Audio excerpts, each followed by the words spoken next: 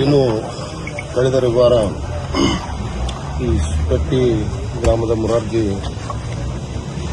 ಹಾಸ್ಟೆಲ್ನಲ್ಲಿ ನಡೆದಿರ್ತಕ್ಕಂಥ ಒಂದು ಘಟನೆ, ಆ ಒಂದು ಸಂಬಂಧಪಟ್ಟ ವಿದ್ಯಾರ್ಥಿ ಗೌತಮ್ ಭಜಂತ್ರಿ ಅಂತೇಳಿ ಈ 9ನೇ ತರಗತಿ ಹುಡುಗ, ಏನಾಗಿತ್ತು ಗೊತ್ತಾಗಲಿಲ್ಲ. ಸತ್ಯತೆ ಬರ್ತಕ್ಕಂಥ ಪೋಸ್ಟ್ ಮಾರ್ಟಮ್ ರಿಪೋರ್ಟ್ ಯಾವಾಗ ಬರ್ತೈತೆ ಅವಾಗ ಗೊತ್ತಾಗತ್ತೆ. ಅದಕ್ಕೆ ನಾನು ರವಿವಾರ ಇರಲಿಲ್ಲ, ಆಸಕ್ತಿ ಇತ್ತು, ಬೆಂಗಳೂರಲ್ಲಿದ್ದು. ಅದಕ್ಕೆ ಇವತ್ತು ಬಂದು ಮೃತಪಟ್ಟ ವಿದ್ಯಾರ್ಥಿ ಸ್ಕೂಲಿಗೆ ಮನೆಗೆ ನಾನು ಅವ್ರ ತಾಯಿಯನ್ನು ನೋಡಿ ಈ ಒಂದು ಸ್ಕೂಲಿಗೆ ಬಂದಿದ್ದೀನಿ.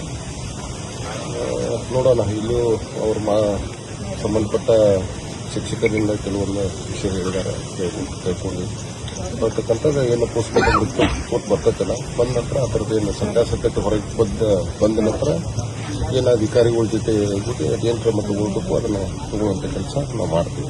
ಸರ್, ಪರಿಹಾರ ಆಲ್ರೆಡಿ ಇದಕ್ಕೆ ಸಂಬಂಧಪಟ್ಟ ಜೆಡಿ ಅವರು ಒಂದು 5 ಲಕ್ಷ ರೂಪಾಯಿ ಪರಿಹಾರ ಕೊಟ್ಟಾರಂತ ಹೇಳಿ ನಮಗೆ ಗ್ರಾಹಕ ಸಿಕ್ಕತ್ತು.